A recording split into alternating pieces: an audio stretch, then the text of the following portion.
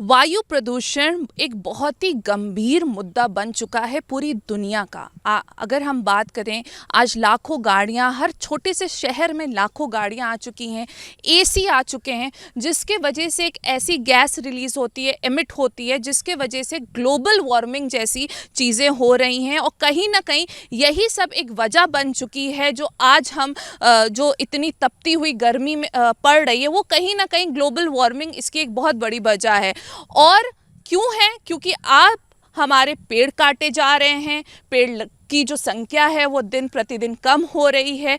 इसी को चलते एक नई जो है एक स्ट्रैटेजी प्लान करी नगर निगम द्वारा, प्रयागराज के नगर निगम द्वारा। और हमारे साथ इस वक्त मौजूद हैं उत्तम कुमार वर्मा जी, जो इन्वायरमेंटल इंजीनियर हैं हमारे प्रयागराज नगर निगम के। वो हमारे साथ जुड़ चुके हैं और उनसे हम बात करेंगे कि क्या नई पहल जो है वो प्रयागराज नगर निगम द्वारा की गई है। सर, तो हम इस वक्त यहाँ पर हैं। सर, मैं अपने दोनों तरफ पेड़ ही पेड़ देख रही हूँ। क्या शुरुआत की है आप लोगों ने? जैसा कि आपने बताया मैडम कि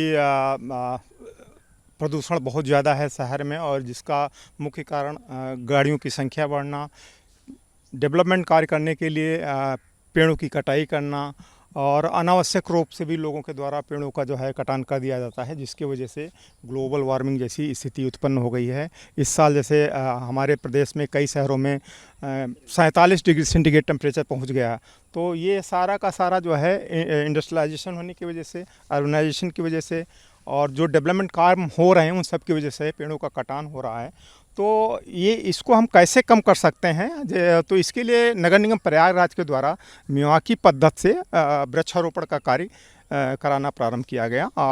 ये हम पिछले विगत 3 सालों से कर रहे हैं, और जो पिछले वित्तीय वर्ष में हम नगर निगम के द्वारा किया गया, तो हमें एक बहुत बड़ा एरिया मिल गया, करीब 8.5 एकड़ का एरिया हमें मिल गया, जिस पर हमने प्लांटेशन किया। और आज हम उसी पैच पर खड़े हैं जहाँ पर हम अपने बारे में बता रहे हैं कि हम क्या कर रहे हैं ग्लोबल वार्मिंग को कम करने के लिए, प्रदूषण को कम करने के लिए। तो 8.5 एकड़ में हमने प्लांटेशन किया है।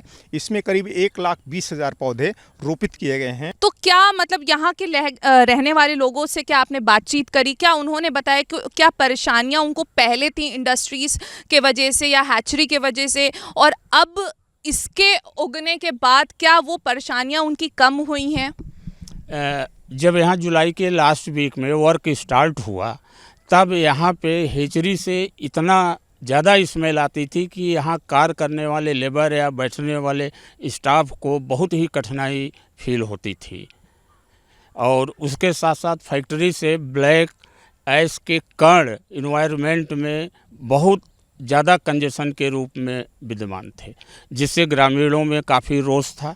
लेकिन इस वृक्षारोपण होने के 10 महीने बाद ही ग्रामीण में काफ़ी हर्ष व्याप्त हुआ, और वह अब बाहर भी आराम से सो रहे हैं। तो देखिए, हम बड़ी अहम बात है ये कि पहले जो है यहाँ पे जो भी आप देख रहे हैं, हम अपने कैमरामैन से कहेंगे कि आपको दिखाएंगे पूरे एरिया को, कि जो ये हरा भरा एरिया आप देख रहे हैं, 10 महीने पहले की अगर हम बात करें तो ये ज़मीन थी, बैरन लैंड थी, जहाँ पे कुछ भी नहीं था। 10 महीने पहले यहाँ पे कुछ भी नहीं था। और अब आप देखिए 10 महीने बाद अगर आप यहाँ पे देख सकते हैं तो किस तरीके से यहाँ पे ग्रोथ हुई है, और टेक्निक का कितना ज़्यादा सही तरीके से उपयोग किया गया है। और तरह तरह के जो है यहाँ पे प्लांट्स लगाए गए हैं, पेड़ लगाए गए हैं, और सिर्फ प्रदूषण को, पॉल्यूशन को नज़र रखते हुए ये काम किया गया है। वीडियो जर्नलिस्ट संजीव मिश्रा के साथ अनम फातिमा, भारत एक्सप्रेस, प्रयागराज।